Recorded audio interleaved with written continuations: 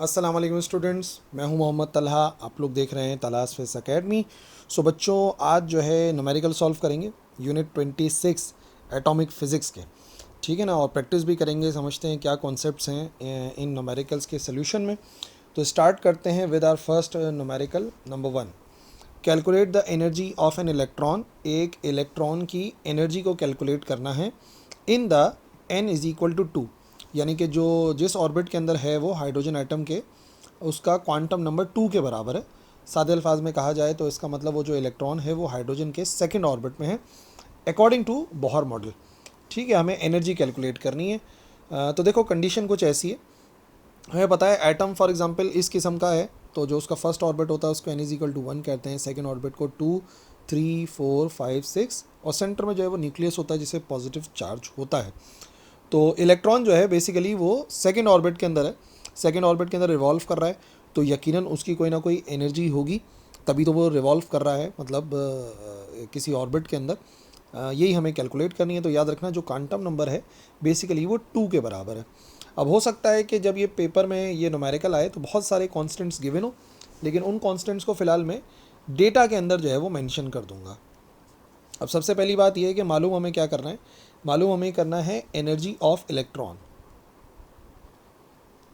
ठीक है, ये आ गई एनर्जी ऑफ इलेक्ट्रॉन। ठीक है, ये हमें फाइंड करनी है। इसको हम जाहिर कर देते हैं। अच्छा, ई से जाहिर कर सकते हैं, लेकिन क्योंकि यहाँ पे सेकंड ऑर्बिट की बात हो रही है ना, तो हम अपनी आसानी के लिए यहाँ पे E2 लिख लेंगे। ठीक है, क्योंकि nth ऑर्बिट होता है, तो अभी ये हो गया कि सेकंड ऑर्बिट की जो एनर्जी है वो हमें कैलकुलेट करनी है। ठीक है, और नंबर ऑफ ऑर्बिट जो है वो हमें गिवन है। नंबर ऑफ ऑर्बिट को हम जाहिर करते हैं n से, और वो बेसिकली बराबर है 2 के। अच्छा, कुछ कॉन्स्टेंट्स जो मैं कह रहा हूँ कि पेपर के अंदर गिवन होंगे, वो कॉन्स्टेंट्स यहाँ पे अलग से लिख देता हूँ। सबसे पहले तो हमें ज़रूरत होती है मास ऑफ इलेक्ट्रॉन की। ठीक है, ये कॉन्स्टेंट्स हैं, ये गिवन होने चाहिए, और पेपर में गिवन ही होते हैं ये अलग से जो है ना। सो मास ऑफ इलेक्ट्रॉन पता होना चाहिए हमें, और चार्ज ऑन इलेक्ट्रॉन पता होना चाहिए कि एक इलेक्ट्रॉन पे कितना चार्ज होता है। मास को हम जाहिर करते हैं m से, और चार्ज को जाहिर करेंगे हम E से। इलेक्ट्रॉन का जो चार्ज होता है उसको E से जाहिर करते हैं। इसके अलावा परमिटिविटी गिवन होनी चाहिए फ्री स्पेस की,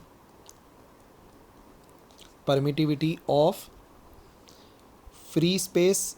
ठीक है, ये एप्सिलॉन नॉट होता है। इसके अलावा जो कांस्टेंट गिवन होना चाहिए वो है प्लैंक्स कांस्टेंट। ये सारे के सारे कांस्टेंट जो है ना बच्चों, याद कर लो तो ज़्यादा बेहतर बात है। प्लैंक्स कांस्टेंट को जाहिर करते हैं हम h से, ये भी गिवन होना चाहिए। और सारे के सारे जो कांस्टेंट्स हैं मैं लिख देता हूँ। Mass of electron 9.1 10 raise to the power -31 kilogram. Charge of electron 1.6 10 raise to the power -19 coulomb. अच्छा जी, permittivity of free space 8.85 10 raise to the power -12 coulomb square per newton metre square. और finally Planck's constant जो है वो होता है 6.63 10 raise to the power -34 joule second. बच्चों, इन कांस्टेंट की वैल्यूज़ जब गिवन होंगी तो तकरीबन आपको अंदाज़ा हो जाएगा कि जो फार्मूला है वो कौन सा वाला इस्तेमाल होना है। तो सोल्यूशन जो है वो नेक्स्ट पेज से ही स्टार्ट करते हैं। ठीक है, ये हो जाएगा हमारा सोल्यूशन। अब आपको जो फार्मूला पता होना चाहिए ना, according to Bohr's atomic model, वो पता होना चाहिए। According to Bohr's atomic model, जो एनर्जी का फार्मूला है ना, energy of nth orbit of hydrogen atom, एक तो पहली बात ये कि वो नेगेटिव में होता है। वो होता है बराबर me⁴ divided by 8 epsilon not square h square और n स्क्वायर। ठीक है, फार्मूला आपको याद करना पड़ेगा, जो कि एक्चुअली थ्योरी वाले लेक्चर के अंदर अपलोड हुआ हुआ है, उसको आप जाके देख सकते हो। ड्राइव्ड फार्मूला है। तो बस सारे कॉन्स्टेंट्स आपको पता होना चाहिए और नंबर ऑफ ऑर्बिट पता होना चाहिए। अब क्योंकि बात हो रही है सेकंड ऑर्बिट की, ये nth ऑर्बिट का फार्मूला है, तो फॉर सेकंड ऑर्बिट अगर बात होगी सेकंड ऑर्बिट की, तो सेकंड ऑर्बिट के लिए n की जगह पर हमें 2 पुट करना होता है। तो इसका मतलब ये हो जाएगा E2 जो रिक्वायर्ड है, और बाकी सारे कॉन्स्टेंट्स पुट कर देते हैं, तो माइनस अपनी जगह पे रहेगा। Mass of electron 9.1 10 raise to the power -31 e की power 4 1.6 10 raise to the power -19 की power 4 divided by 8 epsilon not का square 8.85 10 raise to the power -12 का स्क्वायर, फिर आ गया एच स्क्वायर। एच स्क्वायर मतलब ये है कि Planck's constant 6.63 10 raise to the power -34 का square, and finally n square लिखा हुआ है। तो बात हो रही थी सेकंड ऑर्बिट की, तो सेकंड ऑर्बिट का मतलब यहाँ पर हो जाएगा 2 का स्क्वायर, जिसको आप लोग डायरेक्टली 4 भी लिख सकते हैं। ठीक है, अब कैलकुलेटर के अंदर वैल्यूज पुट करो और कुछ भी नहीं करना, कैलकुलेटर के अंदर वैल्यूज पुट करनी है। और अगर थोड़ा सा लगे कि भाई ये लेंदी मतलब गलती होने के चांसेस हैं, तो आप न्यूमरेटर को अलग सॉल्व कर लो, डिनोमिनेटर को अलग सॉल्व कर लो। ये आंसर बनेगा -5.4 10 raise to the power -19 joule के। ठीक है, अगर तो क्वेश्चन के अंदर मेंशन हो कि express your answer in electron volt, तो आप इलेक्ट्रॉन वोल्ट में कन्वर्ट करेंगे, बट आप देख लें यहाँ पर जो आंसर है वो जूल में ही है, तो हमें आंसर जूल में ही देना है। ठीक है, बच्चे कंफ्यूज होते हैं कि सर हमें कैसे पता चलेगा। देखो बच्चों, क्वेश्चन में अगर लिखा हुआ है कि express your answer in electron volt, तो कन्वर्जन के मार्क्स होते हैं, अदरवाइज जो आंसर आ रहा है उस आंसर को आप लिख सकते हैं। ठीक है, next question, question number 2, calculate करना है स्पीड ऑफ इलेक्ट्रॉन। ठीक है, एक इलेक्ट्रॉन की स्पीड को कैलकुलेट करना है, और दो पार्ट्स हैं। पहले पार्ट में कह रहे हैं कि स्मॉलेस्ट अलाउड ऑर्बिट में है। ठीक है, सबसे छोटे ऑर्बिट के अंदर है जो स्मॉलेस्ट हो सकता है। ठीक है, स्मॉलेस्ट कौन सा हो सकता है, फर्स्ट ऑर्बिट हो सकता है, और सेकंड स्मॉलेस्ट ऑर्बिट, यानी कि फिर वो सेकंड के अंदर होगा, तो वो भी हमें फाइंड करना है। दोनों के अंदर स्पीड कितनी होगी। अच्छा, और सी पार्ट में कह रहे हैं if the electron moves to larger orbits, अगर कोई इलेक्ट्रॉन मूव करता चला जाता है लार्जर ऑर्बिट की तरफ, बड़े बड़े ऑर्बिट्स की तरफ, तो बताइए कि जो स्पीड ऑफ इलेक्ट्रॉन है वो इंक्रीज़ होती है, डिक्रीज़ होती है, या सेम रहती है। देखो, स्मॉलेस्ट कैलकुलेट कर लेंगे, सेकंड स्मॉलेस्ट कैलकुलेट कर लेंगे, दोनों की स्पीड से पता लग जाएगा कि जितना दूर जाते रहते हैं उतनी स्पीड के ऊपर क्या असर पड़ता है। तो यहाँ पर जो है ना, वही हमारे पास न्यूक्लियस है और उसके अराउंड ये ऑर्बिट्स हैं, और ऑर्बिट्स के नंबर्स होते हैं। तो सबसे ज़्यादा जो छोटा ऑर्बिट होता है ना, बेसिकली वो ये होता है फर्स्ट ऑर्बिट। ठीक है, हाइड्रोजन का फर्स्ट ऑर्बिट होता है, ये सबसे छोटा ऑर्बिट होता है। अब इसका रेडियस आपको याद रखना पड़ेगा। ठीक है, और जो उसके सेकंड स्मॉलेस्ट होता है वो n इज इक्वल टू 2 वाला होता है। Smallest n is equal to 1 होता है, और second smallest n is equal to 2 होता है। इन दोनों में जो है वो इलेक्ट्रॉन रिवॉल्व कर रहा है। अब सवाल ये है कि इनकी स्पीड को कैलकुलेट करना है दोनों में, n इज इक्वल टू 1 में भी, n इज इक्वल टू 2 में भी, और फिर जो है वो पता कर लेंगे कि स्पीड सेम रहती है या क्या चेंजेस आते हैं। ठीक है, तो डेटा बनाते हैं। सबसे पहली बात, जो पहला वाला ऑर्बिट है वो कितना गिवन है। जो पहले वाला ऑर्बिट है वो है ए वाला पार्ट ना। ए वाले पार्ट में हमें मालूम करनी है स्पीड ऑफ इलेक्ट्रॉन। ठीक है, इलेक्ट्रॉन की स्पीड पता करनी है, तो इसको जाहिर करेंगे v से। ठीक है, इसको v1 कर देता हूँ क्योंकि पहला पार्ट है ना, v1 कर दिया। और जो रेडियस है पहला वाला, स्मॉलेस्ट कौन सा होगा, तो हम कह सकते हैं कि जो नंबर ऑफ ऑर्बिट है वो कौन सा है, नंबर ऑफ ऑर्बिट जो है वो एक्चुअली है n इज़ इक्वल टू 1। जो स्मॉलेस्ट होता है वो 1 होता है, और तो कुछ गिवन नहीं है हमें। अच्छा, बी पार्ट क्या है, बी पार्ट के अंदर सेम क्वेश्चन है कि हमें मालूम करनी है स्पीड ऑफ इलेक्ट्रॉन। ठीक है, वो जो दूसरा वाला आंसर होगा उसको v2 कर देंगे कि उसकी स्पीड कितनी है, और जो नंबर ऑफ ऑर्बिट है दूसरे वाले के अंदर वो उससे एक ऊपर वाला है, जो कि ये कह रहा है second smallest orbit. Second smallest जो है वो n इज़ इक्वल टू 2 वाला होता है। Smallest n is equal to 1 होता है, सेकंड स्मॉलेस्ट 2 होता है। और सी पार्ट थ्योरेटिकल क्वेश्चन है, यह पता करना है कि स्पीड के ऊपर क्या असर पड़ेगा। तो मैं यहाँ पे लिख देता हूँ इफ़ेक्ट ऑफ स्पीड। वो जो हम इन दोनों के आंसर्स निकालेंगे ना, हमें ऑलरेडी पता लग जाएगा कि स्पीड के ऊपर क्या इफेक्ट पड़ रहा है। अब फॉर्मूला पता होना चाहिए, जो कि बहुत सा टाइम मॉडल से हम कैलकुलेट करेंगे, और फिर देखते हैं कैसे सॉल्व किया जाएगा। देखो, वैसे अगर मैं इस्तेमाल करूँ अकॉर्डिंग टू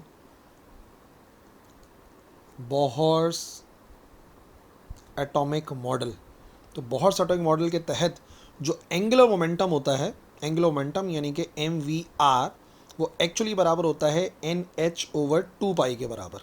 ठीक है, ये बोहर्स एटॉमिक मॉडल का पोस्टुलेट है कि एंगुलर मोमेंटम किसी भी इलेक्ट्रॉन का जो किसी एक ऑर्बिट के अंदर होता है, उसका एंगुलर मोमेंटम जो कि MVR के बराबर होता है, वो according to Bohr's atomic model बराबर होता है NH/2 के, इंटीग्रल मल्टीपल ऑफ H/2 होता है।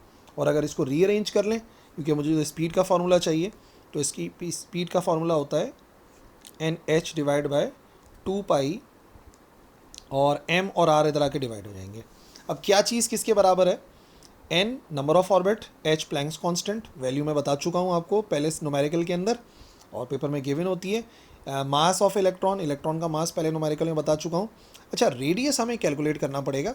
अब अगर बात हो रही है, क्योंकि यहाँ पर बात हो रही है फर्स्ट ऑर्बिट की, तो स्मॉलेस्ट ऑर्बिट जो होगा, जो पहला हमारा पार्ट था, स्मॉलेस्ट ऑर्बिट के लिए हम क्या करते हैं, एन की जगह पे पुट करते हैं 1। ठीक है, तो इसकी जगह पे तो 1 आ जाएगा। और ये जो आर लिखा हुआ है ना रेडियस, ये भी फर्स्ट ऑर्बिट का रेडियस आएगा। और हाइड्रोजन का जो फर्स्ट ऑर्बिट का रेडियस है ना, याद रखिए उसका फॉर्मूला क्या होता है, उसकी वैल्यू क्या होती है, R1। हाइड्रोजन के फर्स्ट ऑर्बिट बराबर होता है 0.53 10 raise to the power -10, 0.53 angstrom के बराबर होता है। ठीक है, तो R1 यहाँ से मिल जाएगा फर्स्ट ऑर्बिट के लिए, बाकी सारी चीज़ें तो आ जाएंगी सीधी सीधी। तो V1 is equal to N की जगह पर आएगा 1, एच की जगह पे Planck's constant 6.63 10 raise to the power -34 divide by 2 की value pi, mass of electron 9.1 10 raise to the power -31, और रेडियस की जगह पर R1 आना चाहिए। और हाइड्रोजन के फर्स्ट ऑर्बिट का जो रेडियस होता है वो होता है 0.53 10 रेज टू दी पावर -10। ठीक है, इसको एक साथ ही सॉल्व कर लेते हैं और फिर देख लेंगे क्या वैल्यू बन रही है। एक साथ सॉल्व करते हैं इसको। ठीक है, अभी वैल्यू बनेगी 1, तो देखो 1 के इक्वल होगा। अगर सेकेंड ऑर्बिट होता तो यहाँ पे 2 आ जाता। बाकी ये कर लेते हैं हम इसको 6.63 10 रेज टू दी पावर -34, और इसको डिवाइड करा देते हैं।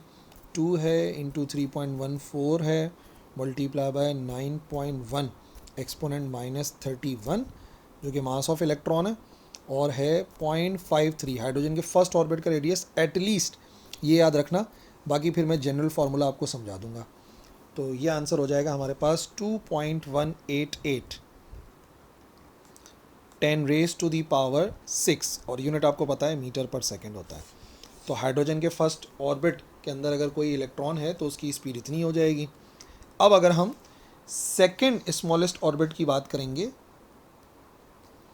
फॉर सेकेंड स्मॉलेस्ट ऑर्बिट, तो सेकेंड स्मॉलेस्ट ऑर्बिट के लिए याद रखना बच्चों, n बराबर होता है 2 के।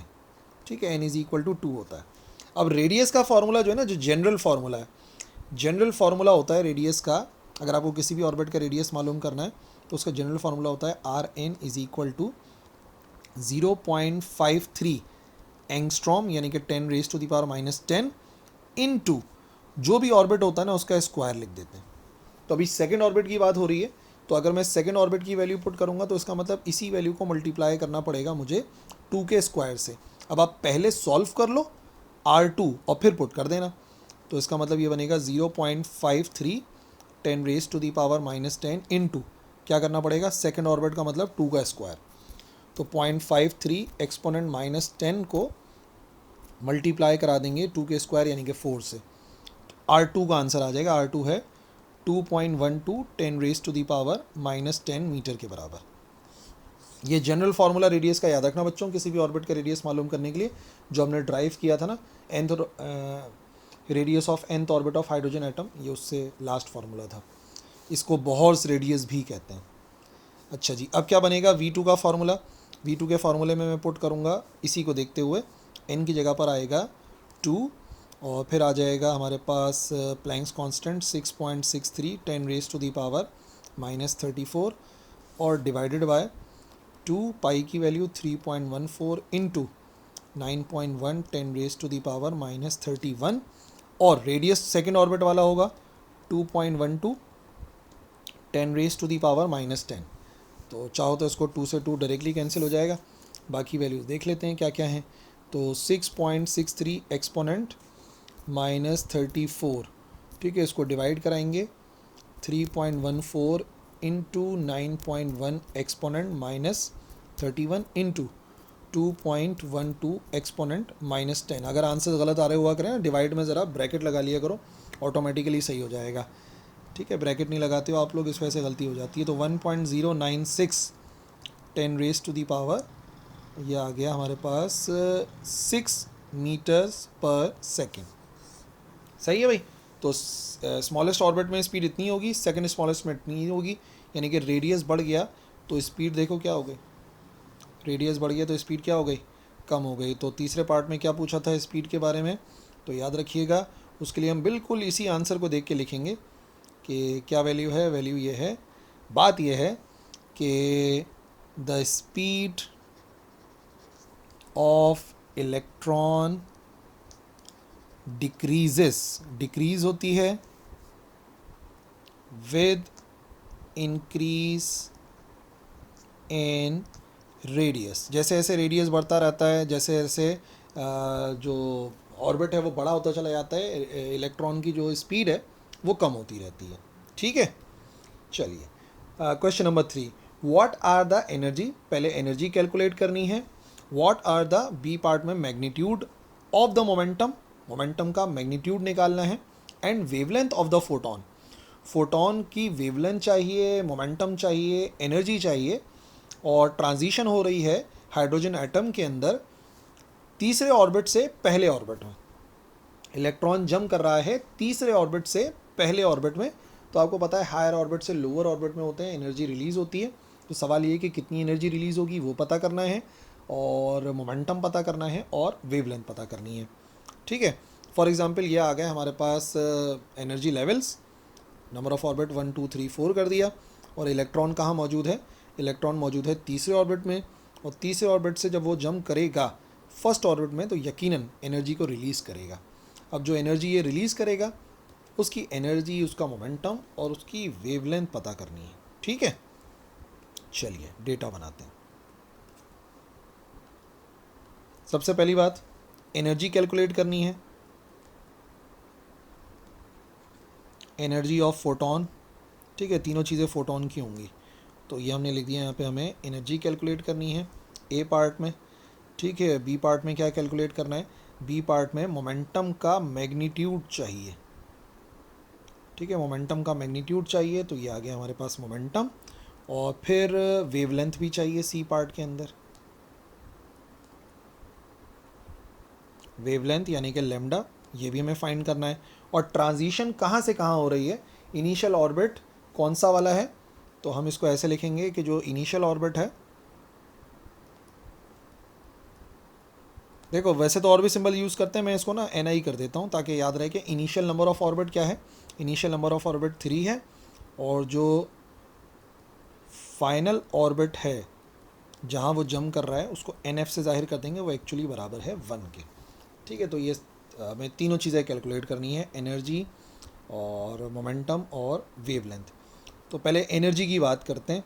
ठीक है बच्चों, आपको ना इनकी एनर्जी पता होनी चाहिए कि कितनी एनर्जी जो है इस ऑर्बिट की है, इस ऑर्बिट की है। और अगर ये बात नहीं पता तो आप पहले वेवलेंथ से स्टार्ट करेंगे, सी पार्ट पहले करेंगे और फिर बाकी पार्ट्स को जो है वो सॉल्व करेंगे, तो भी प्रॉब्लम सॉल्व हो जाएगी।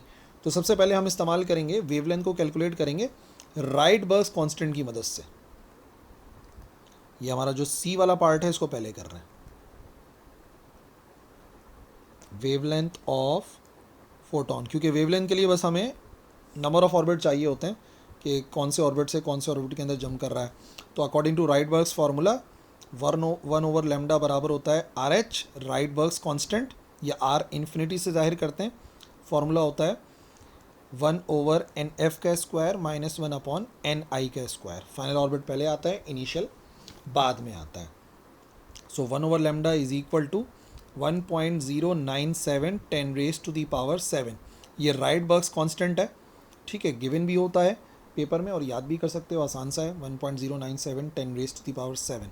अच्छा, कौन से ऑर्बिट से कौन से ऑर्बिट में जंप कर रहा है, इनिशियल ऑर्बिट था हमारे पास 3 और फाइनल ऑर्बिट है 1, फाइनल ऑर्बिट है 1 और इनिशियल ऑर्बिट है 3, तो इधर आ जाएगा 3 का स्क्वायर। ठीक है जी, 1 over lambda is equal to 1.097 10 raise to the power 7। 1 का स्क्वायर हो गया 1 माइनस 3 का स्क्वायर हो गया 9। एलसीएम लेके सॉल्व कर लो, इजी हो जाएगा थोड़ा सा ना। तो ये हो जाएगा 1.097 10 रेज टू दी पावर 7। अच्छा, एलसीएम आ जाएगा 9, 9 1 ज़ार 9 minus 1, 1 over lambda. So 1 over lambda is equal to 1.097 10 raise to the power 7। ये हो जाएगा 8 ओवर 9। अब हमें 1/λ का आंसर तो चाहिए नहीं, हमें लैम्डा का आंसर चाहिए। सो रेसिप्रोकल करेंगे इधर का, तो राइट हैंड साइड के रेसिप्रोकल होके ऊपर 9 आएगा और नीचे 1.097 10⁻⁷ के साथ 8 मल्टीप्लाई में आएगा। कैलकुलेटर में लिखो तो ब्रैकेट लगा लेना लाजमी, ठीक है जी। सो लैम्डा का क्या आंसर आ जाएगा, 9 डिवाइडेड बाय दिस वैल्यू, तो ये हो गया 102 10⁻⁻9 मीटर्स। ठीक है, अगर आपके कैलकुलेटर में -7 आ रहा है या -6 आ रहा है तो आप डेसिमल को शिफ्ट करके एक्सपोनेंट -9 ही कर लो, क्योंकि वेवलेंथ है तो बेहतर है कि एक्सपोनेंट -9 का आंसर ऑटोमेटिकली हो जाएगा 102 नैनोमीटर के बराबर। अगर आपके पास आंसर में -7 आ रहा है तो ये 1.02 आ रहा होगा, तो आप 2 प्लेसेस और शिफ्ट करोगे तो एक्सपोनेंट -7 की जगह -9 हो जाएगा।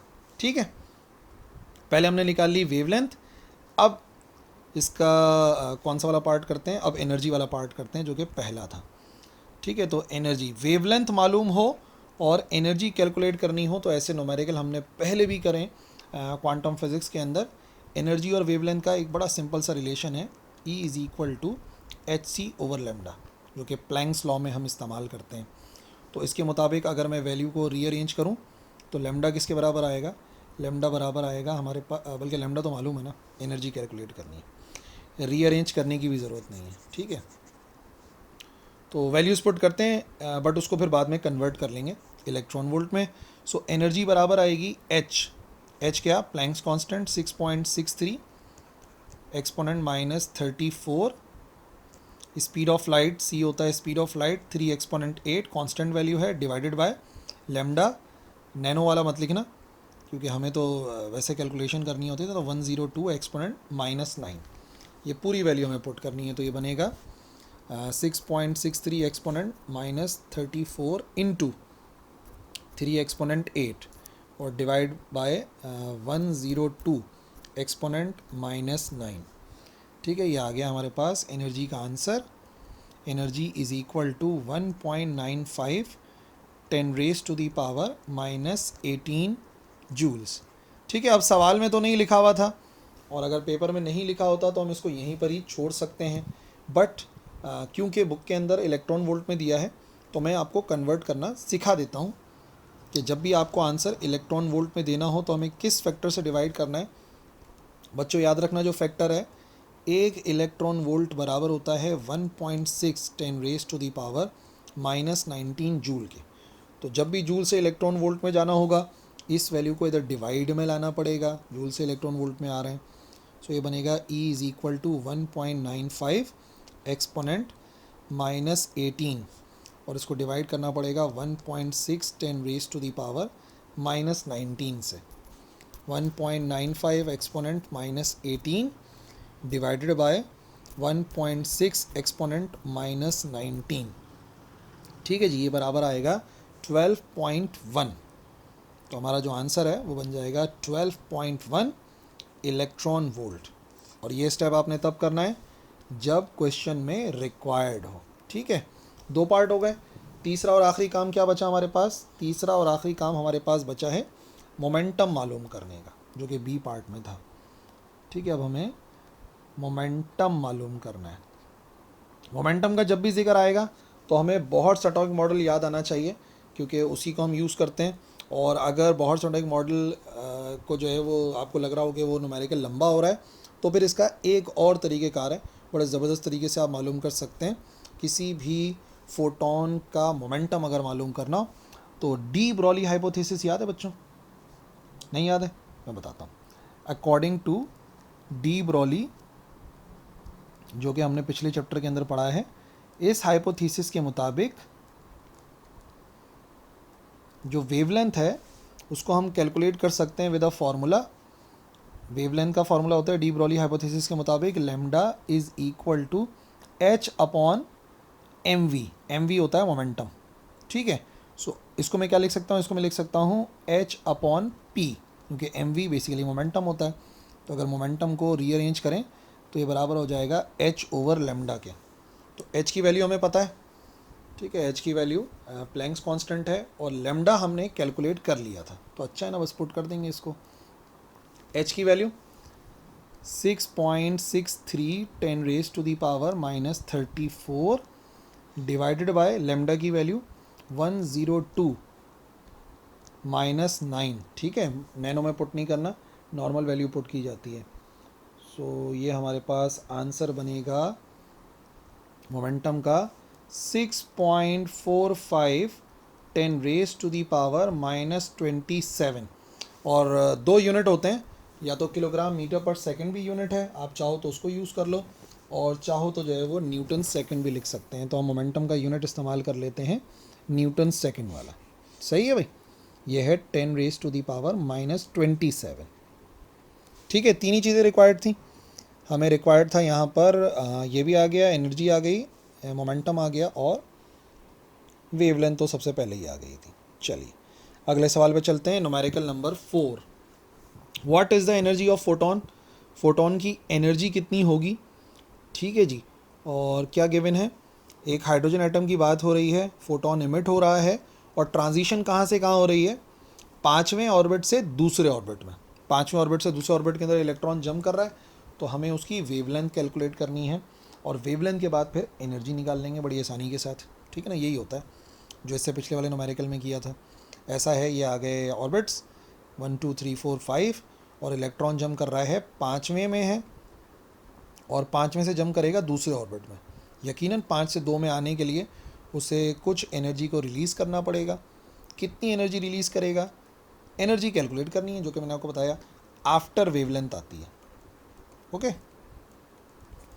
डेटा बनाते हैं। एन आई एन एफ पता होना चाहिए, और कैलकुलेट जो करना है वो लिख देंगे।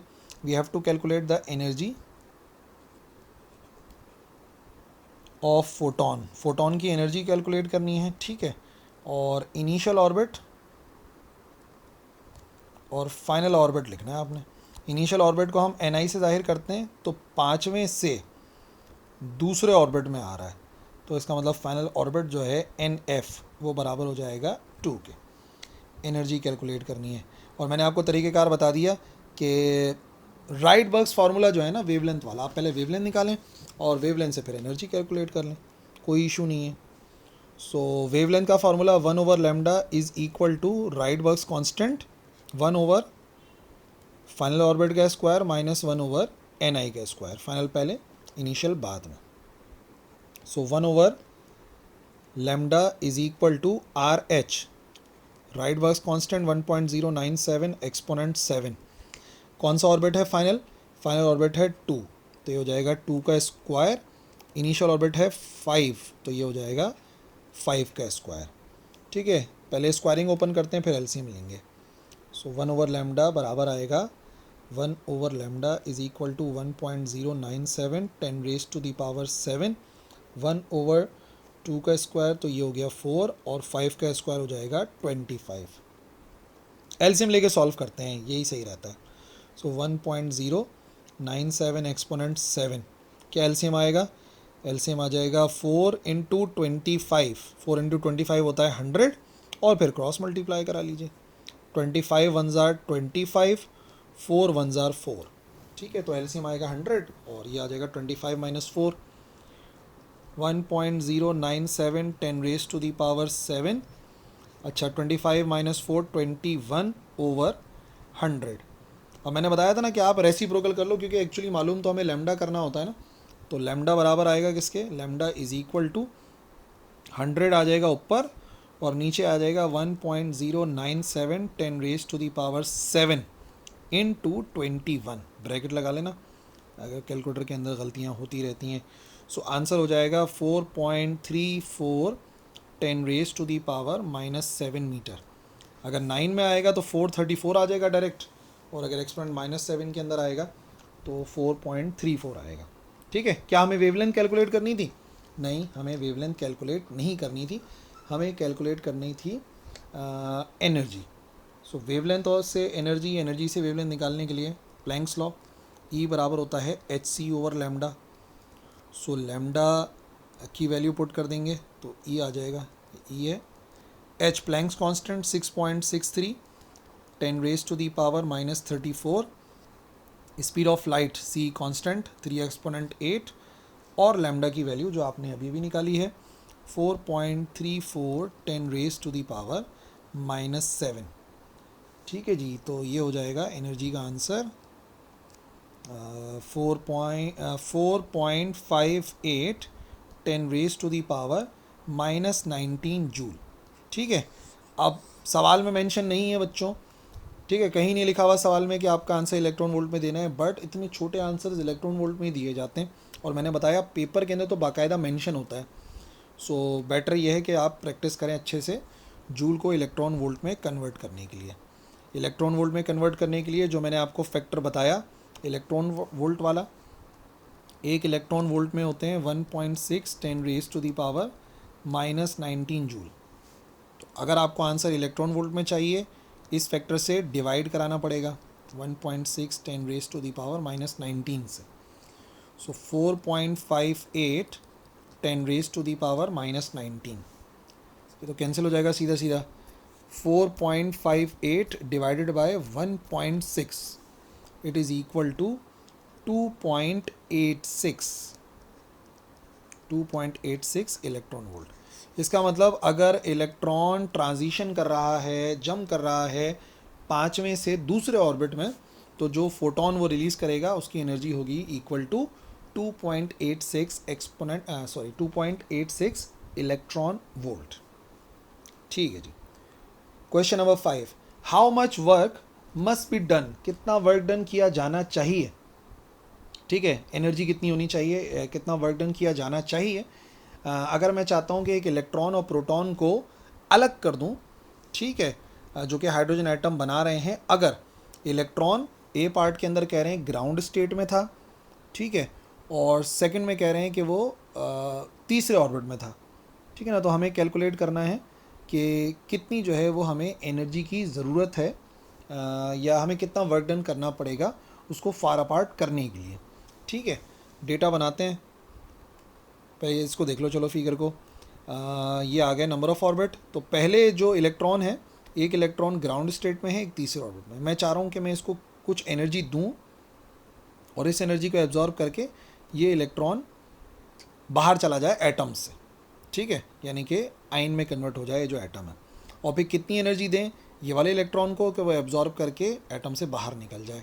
तो पूरा एटम से बाहर निकालने के लिए कितनी एनर्जी की ज़रूरत है, ये हमें जो है वो कैलकुलेट करना है। ठीक है ना। अब बात वही है कि हम इसको वेवलेंथ के ज़रिए कैलकुलेट करेंगे, कितनी वेवलेंथ रिक्वायर्ड है, और फिर उसी से एनर्जी भी समझ जाओगे कि कितनी एनर्जी की ज़रूरत है। तो दो पार्ट है ना इसके, ए पार्ट है और बी पार्ट है, दोनों को समझाते हैं बारी बारी। देखो, ए पार्ट के अंदर मुझे कैलकुलेट करना है कितना वर्क डन करना पड़ेगा या कितनी एनर्जी की ज़रूरत है। ठीक है, एनर्जी की कितनी ज़रूरत है, एनर्जी पता करनी है। ओके, और इलेक्ट्रॉन कौन से ऑर्बिट में है, इलेक्ट्रॉन है फर्स्ट ऑर्बिट में, इनिशियल ऑर्बिट। ठीक है, ये हो जाएगा एन आई कौन सा है, 1 है। और बिल्कुल बाहर निकालना है अगर किसी भी इलेक्ट्रॉन को, तो इसका मतलब उसका जो फाइनल ऑर्बिट है एक्चुअली उसको लिखा जाएगा इन्फिनिटी, यानी बहुत दूर भेज देना हमें उसको न्यूक्लियस से। तभी तो हम कह रहे हैं कि बिल्कुल प्रोटॉन को, क्योंकि प्रोटॉन कहाँ है, ये जो प्रोटॉन है ये कहाँ है, ये न्यूक्लियस में है, और मैं चाह रहा हूँ कि इलेक्ट्रॉन को प्रोटॉन से दूर भेज दूँ, तो इसका मतलब फाइनल जो ऑर्बिट होगा वो एक्चुअली इन्फिनिटी पर होगा, इनफाइनाइट होगा, बहुत दूर होगा। बी पार्ट में भी सेम वही काम करना है, एनर्जी रिक्वायर्ड कैलकुलेट करनी है। ठीक है, ये आ जाएगी एनर्जी, और इस मर्तबा जो इनिशियल ऑर्बिट है, ठीक है, वो बराबर है 3 के, और फाइनल ऑर्बिट बच्चों याद रखना कि जब भी कहा जाए कि इलेक्ट्रॉन को हमें बहुत दूर भेजना है, बाहर निकालना है, फार अपार्ट करना है, तो इसका मतलब फाइनल ऑर्बिट की जगह पर हमें इन्फिनिटी पुट करना पड़ेगा। ठीक है, चलिए, थोड़ा सा लेंदी है लेकिन बच्चों इसमें परेशान नहीं होना, आसान कर दूंगा मैं न्यूमेरिकल को, लेंदी हो जाए कोई मसला नहीं, ऐसे रटे रटाए स्टेप्स हैं, बार बार यूज़ कर रहे हैं। तो पहले वेवलेंथ निकालेंगे, ठीक है, ए पार्ट के लिए। वेवलेंथ का फार्मूला 1/λ राइडबर्ग्स कांस्टेंट RH 1/NF का स्क्वायर माइनस 1/NI का स्क्वायर। ठीक है, तो Rydberg's constant 1.097 10 raise to the power 7। Final orbit कौन सा है, फाइनल ऑर्बिट है इन्फिनिटी। सही है। फाइनल ऑर्बिट क्या है? इन्फिनिटी, क्योंकि हमें तो बाहर निकालना है। और इनिशियल ऑर्बिट एक्चुअली कहाँ था? पहला वाला ऑर्बिट था। तो ये इन्फिनिटी, तो 1/इन्फिनिटी हमेशा बराबर होता है ज़ीरो के। याद रखना बच्चों, 1/इन्फिनिटी बराबर होता है ज़ीरो के, या 1/0 बराबर होता है इन्फिनिटी के। आप एक चीज़ इनफाइनाइट लोगों में डिवाइड कर दो तो हर एक को कितनी मिलेगी? मतलब मैं ये बोलूँ कि एक बिरयानी की प्लेट है, उसको आप 10 करोड़ लोगों में बांट दें, या चलो 1 लाख लोगों में बांट दो एक बिरयानी की प्लेट को, तो 1 को जब बहुत बड़ी वैल्यू में डिवाइड करते हैं ना, तो अप्रॉक्सीमेटली हर एक को कितना मिलेगा? ज़ीरो। 1/इन्फिनिटी ज़ीरो होता है। सो 1/λ बराबर आ जाएगा 1.097 10⁻⁷।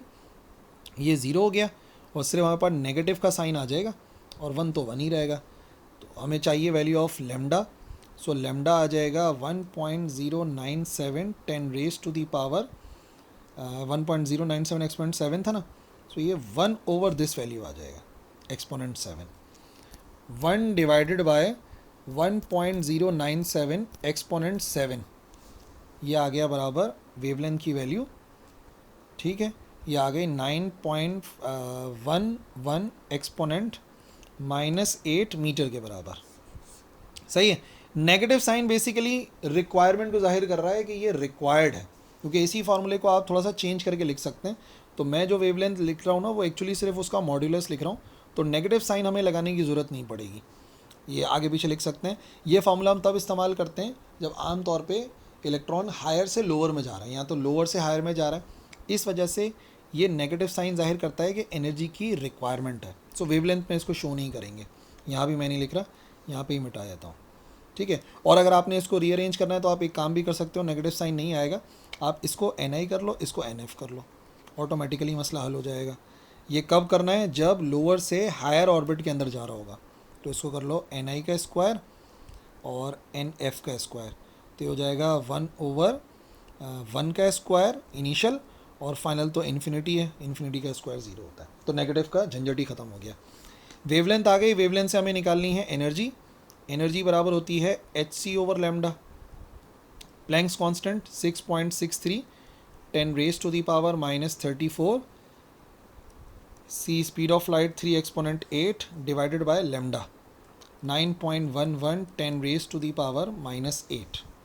एनर्जी आ जाएगी जूल में, फिर इलेक्ट्रॉन वोल्ट में कर लेंगे। अब तो इतनी प्रैक्टिस करा दी मैंने इलेक्ट्रॉन वोल्ट वाली। 6.63 exponent -34 into 3 exponent 8 divided by this value 9.11 exponent -8, ये आ गया हमारे पास 2.18 10⁻⁻18 जूल्स के बराबर। ठीक है। और आखिरी काम यह है कि अगर इसी आंसर को आपने इलेक्ट्रॉन वोल्ट में देना है तो फैक्टर से डिवाइड करना पड़ेगा।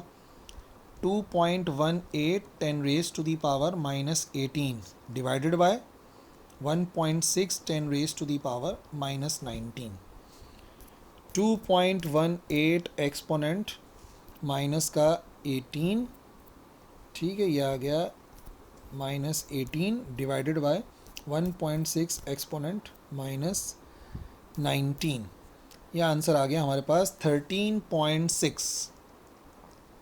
सो अगर कोई इलेक्ट्रॉन हाइड्रोजन के फर्स्ट ऑर्बिट में है तो उसे इतनी एनर्जी की रिक्वायरमेंट है, इतनी एनर्जी मिलेगी तो वह इलेक्ट्रॉन एटम से बाहर निकल जाएगा, प्रोटॉन से दूर हो जाएगा। और यही हाइड्रोजन के फर्स्ट ऑर्बिट का एनर्जी के वैल्यू भी यही होती है। लेकिन मैंने ऐसे सॉल्व कराया कि आपने अगर रटा हुआ नहीं भी एनर्जी को तब भी आप सॉल्व कर लें। सेम क्वेश्चन को रिपीट करेंगे हम, सिर्फ फ़र्क क्या होगा, यहाँ पर फर्स्ट ऑर्बिट की जगह पे थर्ड ऑर्बिट का इस्तेमाल करेंगे। तो 1/λ RH लोअर से हायर में जा रहा है तो इधर Ni का स्क्वायर -1/NF का स्क्वायर लिखेंगे। 1/λ इज इक्वल टू 1.097 10⁻⁷। अच्छा जी, तीसरे ऑर्बिट से जाना है और यहाँ पर हो जाएगा 1/∞।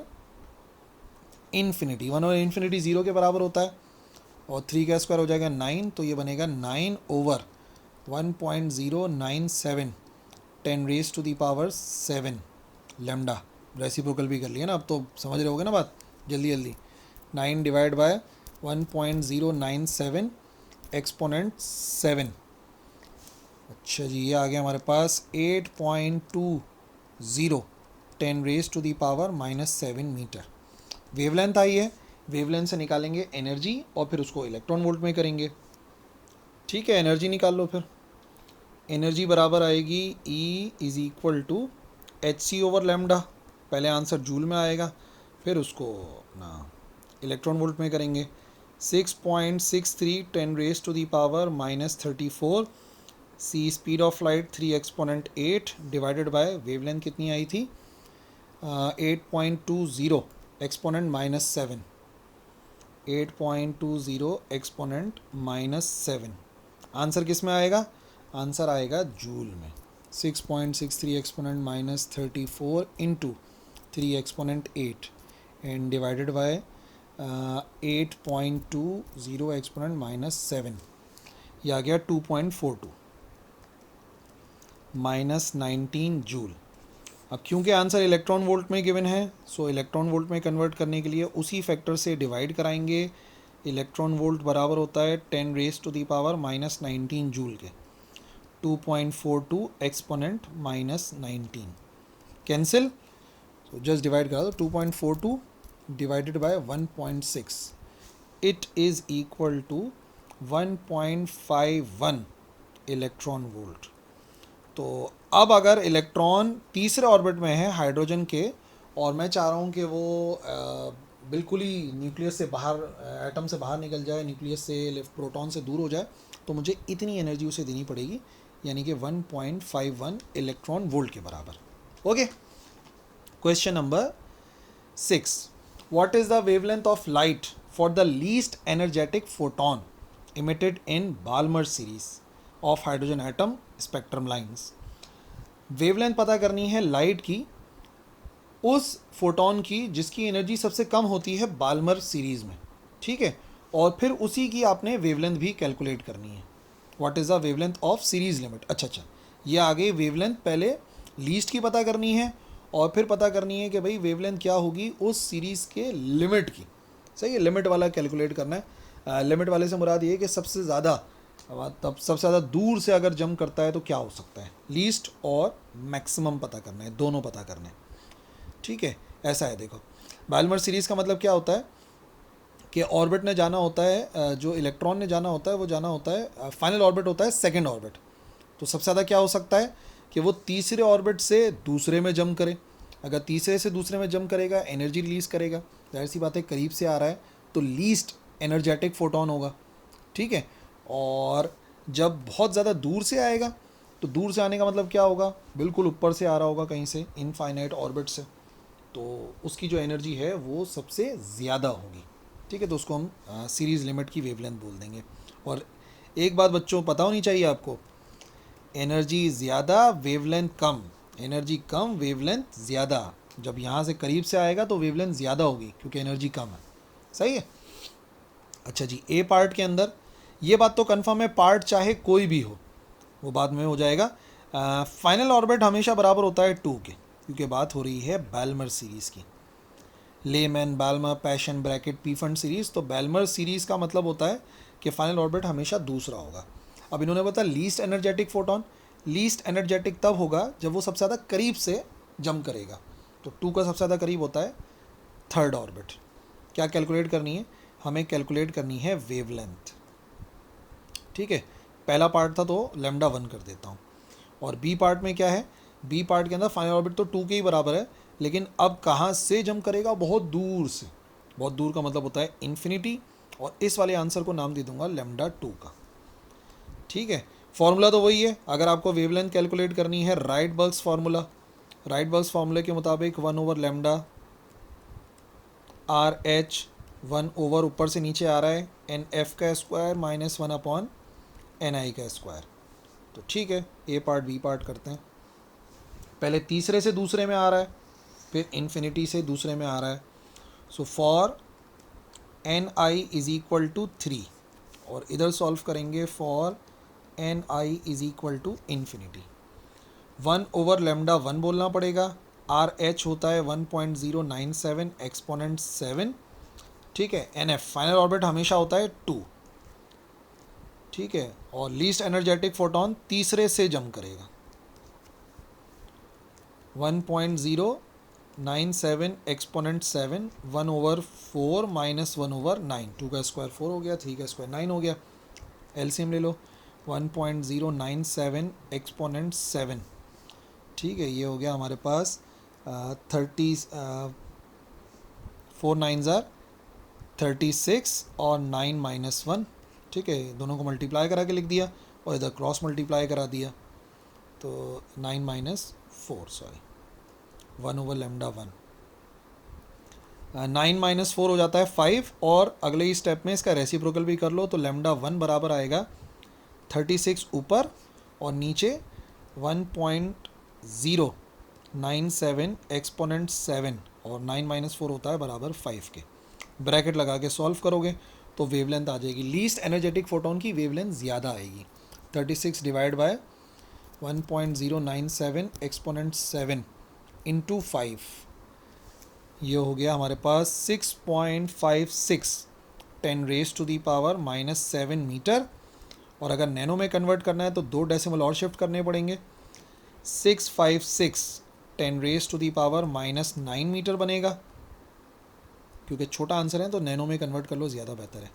656 10⁻⁻9 का मतलब होता है नैनो। तो इसका मतलब जो लीस्ट एनर्जेटिक फोटोन है उसकी वेवलेंथ है 656 नैनोमीटर। और जो सीरीज़ की लिमिट है कि कितनी वेवलेंथ या मैक्सिमम एनर्जी या कम से कम वेवलेंथ कितनी हो सकती है, 1/λ2 का नाम देंगे इसको, RH Rydberg's constant, NF का स्क्वायर माइनस 1/NI का square, 1/λ2 is equal to RH 1.097 exponent 7, NF का स्क्वायर फाइनल ऑर्बिट, बैलमर के अंदर हमेशा सेकेंड ऑर्बिट होता है, और सीरीज़ लिमिट की बात कर रहे हैं तो बहुत दूर से आएगा, बहुत दूर मतलब इन्फिनिटी, 1/∞ इज इक्वल टू 0, सो 1/λ2 बराबर आएगा 1.097 10⁻⁷ इंटू 1/4। तो λ2 निकालने के लिए 4 को डिवाइड करा दो 1.097 10⁻⁷ से, 4 डिवाइड बाय 1.097 एक्सपोनेंट 7। नैनो में लिखना चाहोगे तो इसको शिफ्ट करो, वैसे आएगा 3.64 ना, तो 3.64 एक्सपोनेंट -7, तो इसको हम लिख सकते हैं 364 एक्सपोनेंट -9 मीटर, ठीक है, पॉइंट को 2 और शिफ्ट करके -9 कर दिया जैसे यहाँ पे बताया था। सो λ2 इज इक्वल टू 364 नैनोमीटर्स, ठीक है, जो सीरीज़ की लिमिट है वो इतनी है 364 नैनोमीटर, और ये आ गई हमारे पास लीस्ट एनर्जेटिक फोटोन की wavelength. Next question number 7। Question number 7, एक लेज़र इमिट कर रही है लाइट को जिसकी वेवलेंथ है 632.8 नैनोमीटर और उसकी पावर आउटपुट है 55 milli watt. Calculate the energy of 1 photon emitted by this laser. इस लेज़र से जो फोटोन इमिट होगा, एक फोटोन, इससे पहले किसी न्यूमेरिकल के अंदर उन्होंने 1 का वर्ड यूज़ नहीं करा था, जस्ट फोटोन लिख रहे थे, बट यहाँ पर 1 का वर्ड यूज़ किया है उन्होंने, ठीक है। तो वेवलेंथ गिवन है, एनर्जी पता करनी है। ये सारी कहानी जो है ना, ये सिर्फ ऐसी बेवकूफ़ बनाने के लिए। बात ये कि अगर वेवलेंथ पता है, एनर्जी निकालनी है, एनर्जी पता है, वेवलेंथ मालूम करनी है, तो बड़ा सिंपल सा फॉर्मूला है, वही प्लैंक्स कांस्टेंट वाला, प्लैंक्स लॉ। तो लैम्डा कितना है, यह है 632.8 नैनोमीटर। नैनो का मतलब होता है 632.8 10⁻⁻⁹ मीटर। कैलकुलेट करनी है हमें एनर्जी, पावर की कोई ज़रूरत ही नहीं होती, वेवलेंथ से एनर्जी निकालने के लिए कोई पावर की ज़रूरत नहीं है। सो इतनी प्रैक्टिस तो हमें होनी चाहिए कि हम एक्स्ट्रा चीज़ों को मेंशन ही ना करें डेटा के अंदर। एक फोटोन की बात हो रही है, तो जो प्लैंक्स लॉ होता है वो एक फोटोन के लिए तो आपको पता है ना, जो हम इतनी देर से इस्तेमाल कर रहे हैं वही शक्ल होती है इसकी। प्लैंक्स लॉ के मुताबिक एनर्जी बराबर होती है hc/λ। एक फोटोन के लिए होता है ये वाला फार्मूला, hc/λ वाला, वरना जो जनरल फार्मूला है तो होता है is equal to n h C over lambda, एक फोटोन के लिए बन जाता है h C over lambda. So E is equal to 6.63 10 raise to the power -34 into speed of light 3 exponent 8 that is constant, lambda given था 632.8 nanometre 10 raise to the power -9। ठीक है जी, तो 6.63 एक्सपोनेंट -34 इंटू 3 एक्सपोनेंट 8 और finally divide करा दीजिए इस value से 632.8 exponent -9, ये आ गया हमारे पास 3.14 10 raise to the power -19 joule के बराबर। ठीक है जी, फिर वही बात है, अगर सवाल में मेंशन किया हो तो इलेक्ट्रॉन वोल्ट में कन्वर्ट करो, वरना ऐसे ही छोड़ दो। और यहाँ पर आंसर भी इन्होंने जूल में दिया होता तो हमने भी जूल में ही छोड़ दिया। ठीक है जी, लास्ट क्वेश्चन है question number 8। Calculate the wavelength of X rays. X rays की वेवलेंथ कैलकुलेट करनी है एक फोटोन की। दोबारा बता दिया, एक photon emitted by X ray machine, एक एक्सरे मशीन है उससे इमिट हो रहा है और एनर्जी गिवन है, जूल्स के अंदर है तो एनर्जी है। तो वही पिछला वाला न्यूमेरिकल है 7 की तरह, लेकिन इस मरतबा एनर्जी दे के वेवलेंथ पता करने को कह रहे हैं। एनर्जी गिवन है और वेवलेंथ कैलकुलेट करनी है। ठीक है, वेवलेंथ ऑफ फोटोन, वेवलेंथ को लैम्डा से जाहिर करते हैं। ठीक है, ये फाइंड करना है और एनर्जी हमें गिवन है डायरेक्टली जूल्स के अंदर। एनर्जी यानी कि E 1.9878 10 raise to the power -15 joule. जितने डेसिमल्स उन्होंने दिए थे हमने ही बोला यूज़ कर लेते हैं। अच्छा जी, सो फार्मूला क्या है, एनर्जी से वेवलेंथ, वेवलेंथ से एनर्जी, प्लैंक्स लॉ, ई बराबर होता है एक फोटोन के लिए एच सी ओवर लैम्डा।